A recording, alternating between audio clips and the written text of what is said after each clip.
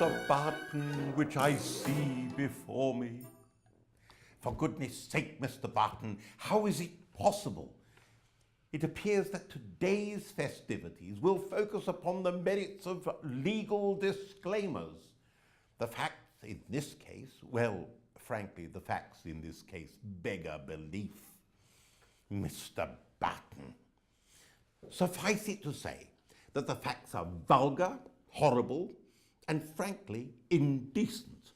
In their essence, they show that our good Mr. Barton has yet again torpedoed one of his clients by sending sensitive emails willy-nilly, hither and yon.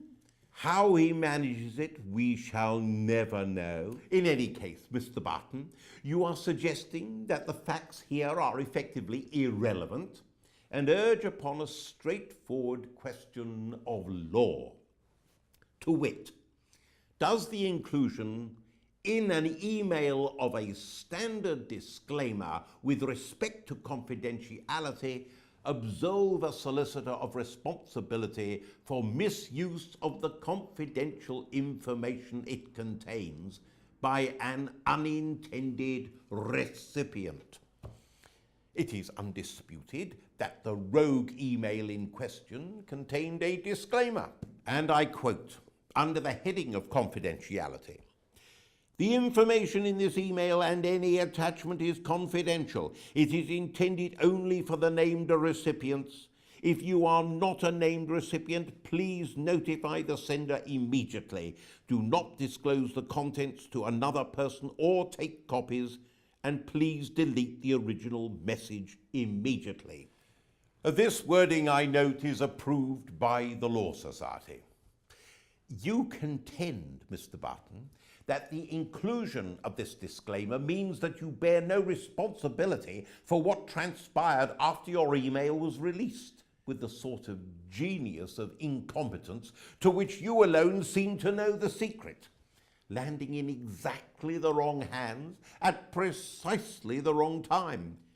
You suggest that we argue as a matter of law that it doesn't matter how or why your email may have been sent, or where or to whom it may have been delivered, because you appended this disclaimer.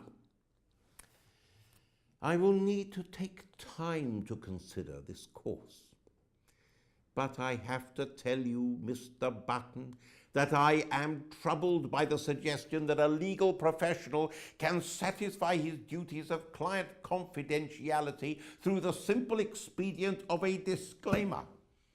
I was taught that we owed our clients rather more, something indeed like the highest practicable standard of care.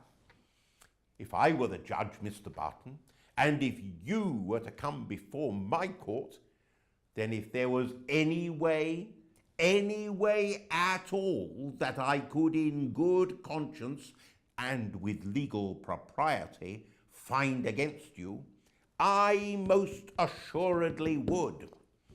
Because the facts, after all, Mr. Barton, the damage you have done to the interests of your client, Mr. Barton, this is never altogether irrelevant now, is it, Mr. Barton?